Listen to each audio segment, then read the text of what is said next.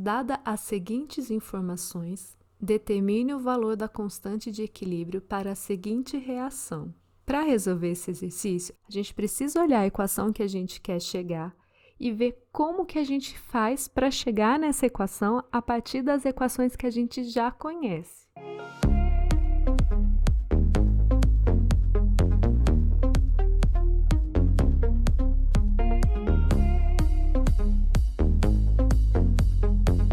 Vamos comparar a primeira equação com a equação que eu quero. Ao fazer isso, o que a gente percebe? Que na equação que eu quero, eu tenho 2HF, enquanto na primeira equação a gente só tem 1HF, e na segunda equação a gente não tem nenhum HF. Então, o que a gente vai precisar fazer? A gente vai precisar multiplicar essa primeira equação por 2. Quando a gente multiplica essa primeira equação por 2, ou quando a gente multiplica uma equação por qualquer número que seja, o que acontece com a constante de equilíbrio? A constante de equilíbrio precisa ser elevada ao número que eu multipliquei.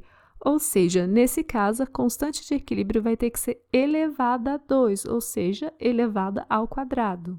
Outra coisa que a gente consegue ver muito claramente é que, na equação final, o H2C2O4 está no produto, sendo que a única vez que ele aparece é na equação 2 e aparece na posição de reagente, ou seja, eu vou precisar inverter essa equação. Quando eu inverto uma equação, o que acontece com essa constante de equilíbrio? Essa constante também precisa ser invertida. Então, a constante dessa nova equação vai ser igual a 1 sobre a constante de equilíbrio. Eu ainda preciso somar essas duas equações.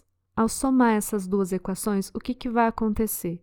O H+ na primeira equação está no lugar do produto, o H+ na segunda equação está no lugar do reagente, portanto, eu posso cancelar esses dois. Por quê? Se esse íon ele aparece tanto no reagente quanto no produto e com o mesmo coeficiente estequiométrico, significa que no balanço total ele não tem uma contribuição, então eu posso cancelar os dois.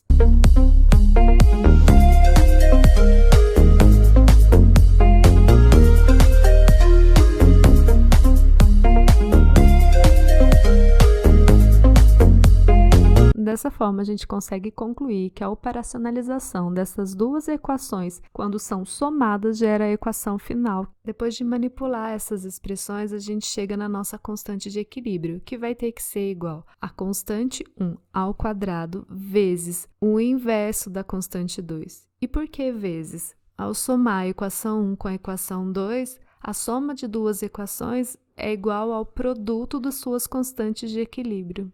Assim, resolvendo a equação, a gente chega que a constante de equilíbrio vai ser igual a 1,22 vezes 10 a menos 3.